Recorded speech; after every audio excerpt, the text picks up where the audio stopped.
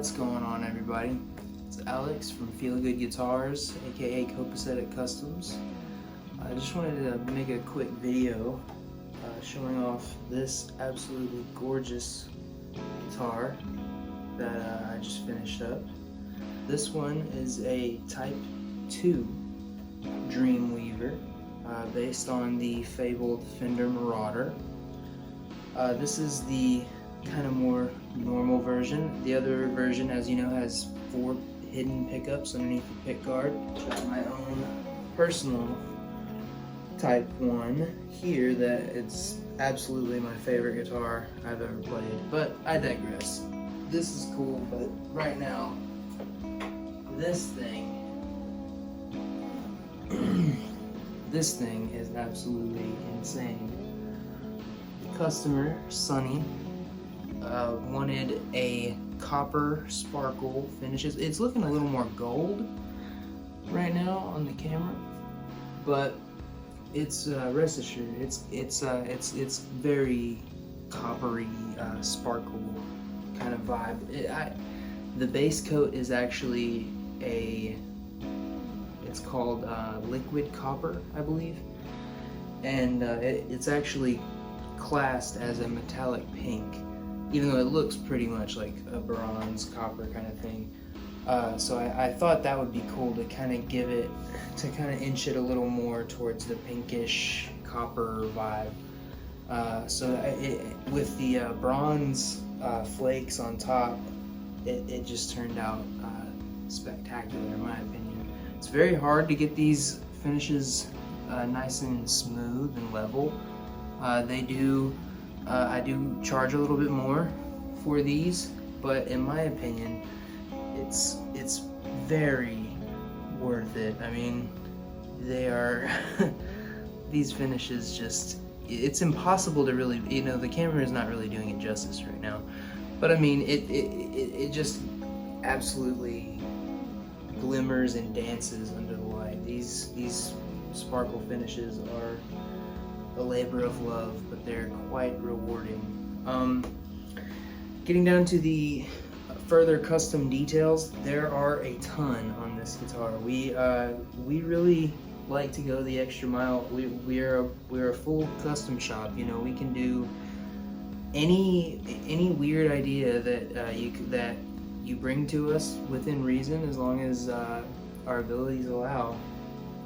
We can do our best to tackle it and make it happen if it's possible. And Sonny wanted a short scale, so we, in collaboration with Guitar Form over in the UK, who makes these kits for us and for many other people, obviously, we were among the first to try out I think the first to try out the 24-inch scale version. So what this is it's actually the same plate, the same general body shape and layout, and I think it's slightly tweaked to make it more ergonomic for a short scale.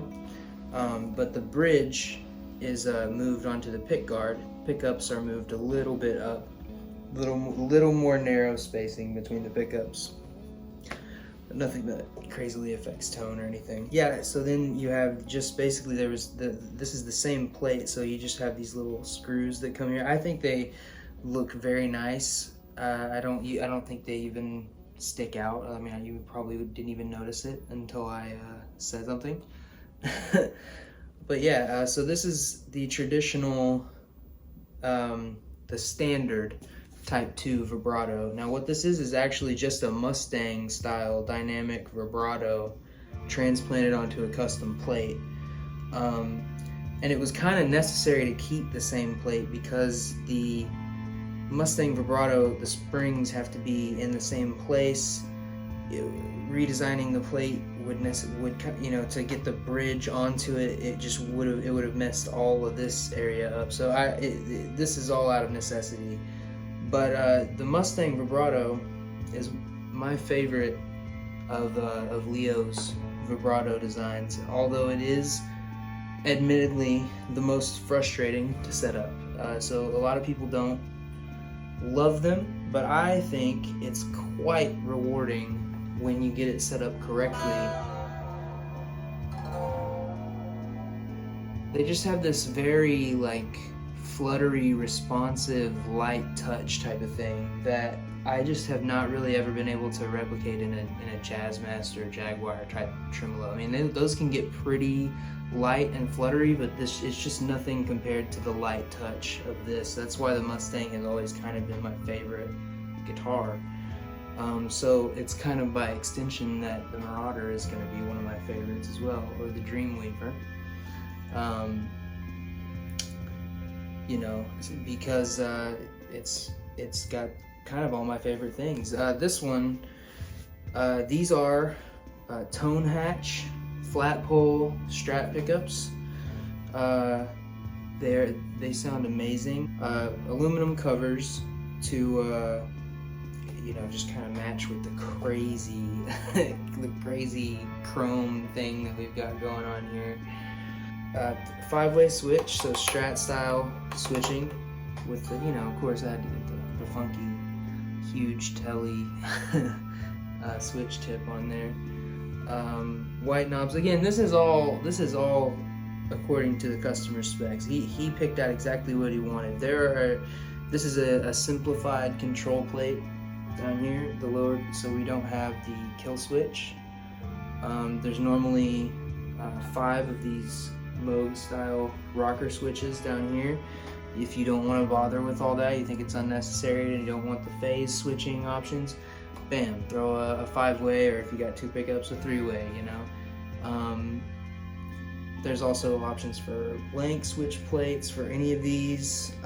You can customize a lot of things within this. We can also do a Jazzmaster or Jaguar tremolo, so or vibrato, if you that's the technical term.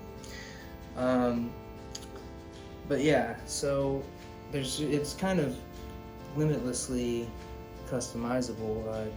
We can paint pick guards. We can do, you know, this neck finish, we call this the Espresso burst, kind of like a sunburst kind of vibe. It goes up to like this kind of dark chocolatey brown tint at the top. I think it's really cool. Kind of inspired by Carlos Lopez, who's one of my biggest inspirations in guitars, as you may have guessed, with the obsession with the Marauders. So yeah, just wanted to come on, give a quick little demo, a little walkthrough of this thing. It's just kind of, sometimes just blows my mind when I see these. You know, I work on them, you know, from pretty much the whole process. The bodies come to me unfinished. I do all the prep work, the sealer, the primer, all the sanding in between, you know, same with the necks, you know, and then you finally spray the color and the clear coat, and you wait for it to cure, and then you sand and you polish, and it just doesn't really all fully come together until you see them and get to hold them, and it just kind of makes you go, wow, you know, it's a very rewarding experience. So I'm trying to think of what else to say about this one. Block inlays and binding, obviously. We tape off the binding when spraying the neck finish to make sure there's a clean line and all that, you know, and spray the clear over it so there's no ridge. Rolled edges, you know, the fret ends are dressed so you don't have any sharp pokey frets, you know, you're not cutting your hand when you're running up and down the fretboard.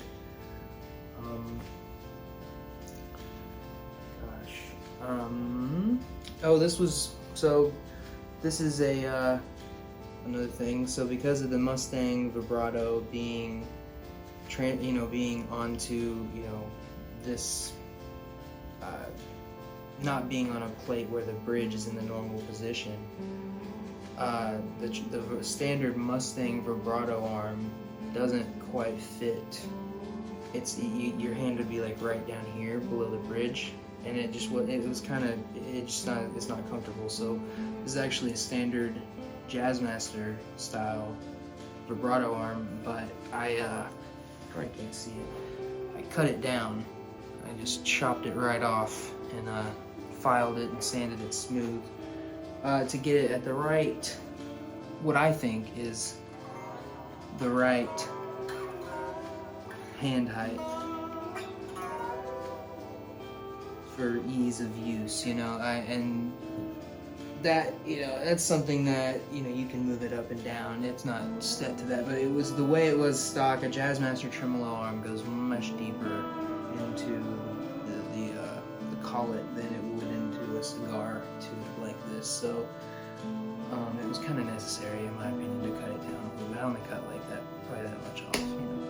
So, anyways, yeah, there's this is a Type 2 Dreamweaver.